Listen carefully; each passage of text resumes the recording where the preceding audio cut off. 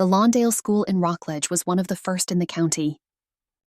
It was built in the back of this H.S.Williams home in the late 1800s. Do you realize that is over 150 years ago? Children, time for school.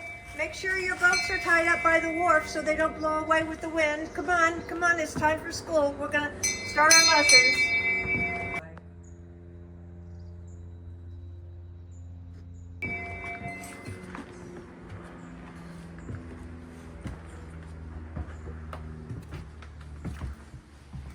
Be careful coming up the stairs. Hold on to the rail.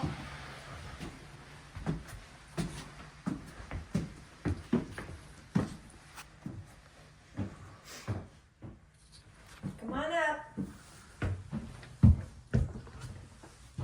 These stairs were open to the outside before 1889, so the children could come up to the schoolroom before going through the house. Come on in. It's time for school.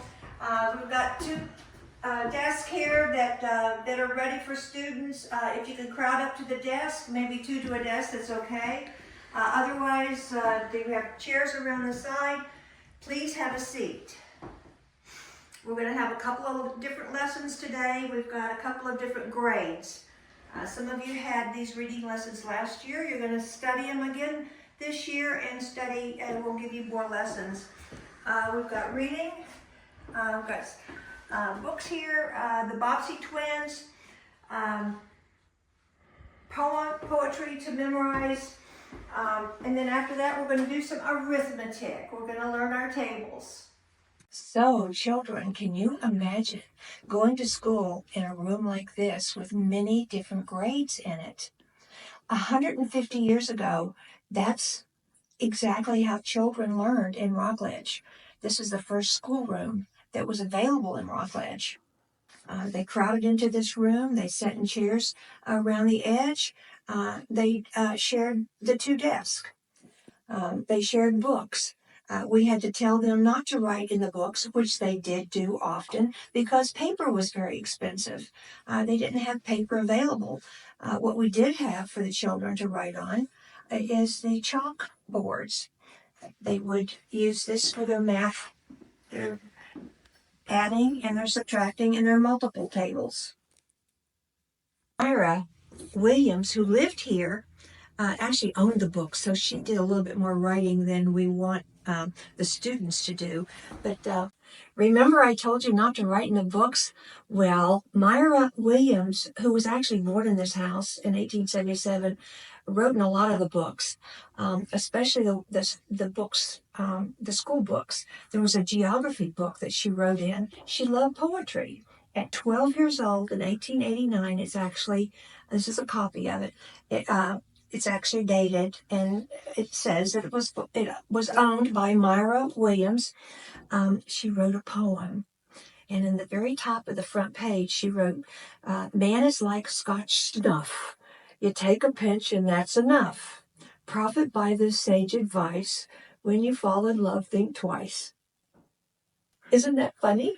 Teacher, what's Scotch snuff?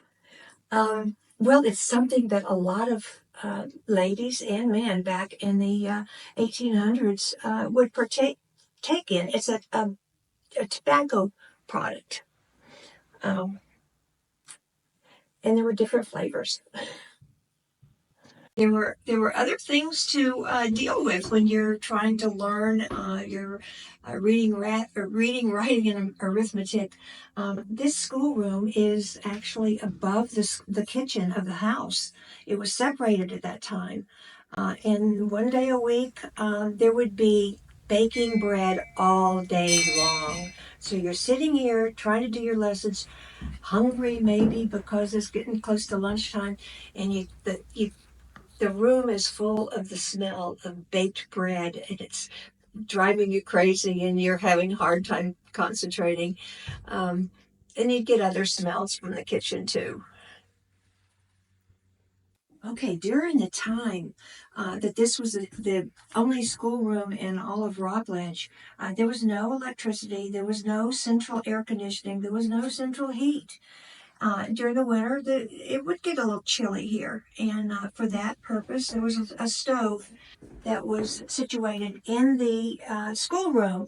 So when it would be a chilly day, we would send a student down to the kitchen to bring wood up. We put wood in here, and then we would sometimes have hot water available to make tea for the children for cold days. Now behind us, we've got a very early map of Brevard County. And the children could study that to see the areas of the county that they may not be so familiar with. There was a time when to get across, you had to Cocoa Beach from Cocoa. Here's Rockledge. You'd have to go there. There was a very early bridge, and then it meandered. Okay, you might wonder how many students this room would fill. We guessed by counting hooks, and these hooks are original to the original schoolroom. And there are 4, 8, 9, 10 hooks, and we're going to give the teacher one of the hooks. So we guess about 9 students, and if you look around the room, 9 students in here would fill it up pretty well. And we're lucky to have the hooks. They're very decorative hooks. We believe that this was the schoolroom until 1889.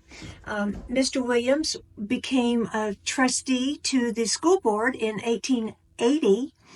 The schoolroom may have been set up a little bit before that because his son would have been about 8 or 9 years old. We're sure that he would have been homeschooling his son at that time, and his daughter would have been 3 years old. She would have been sitting in and listening and learning also. School is over. Your teacher, Mrs. Repass, wishes you safe travels and goodbye. They had no running water. You had to get it from the well by using this hand pump. Remember to be careful of the animals on the way home. We hope you enjoyed this visit to Lawndale, one of the early schools of Brevard County. For more videos of this type, please subscribe to my channel. MrBalerdash.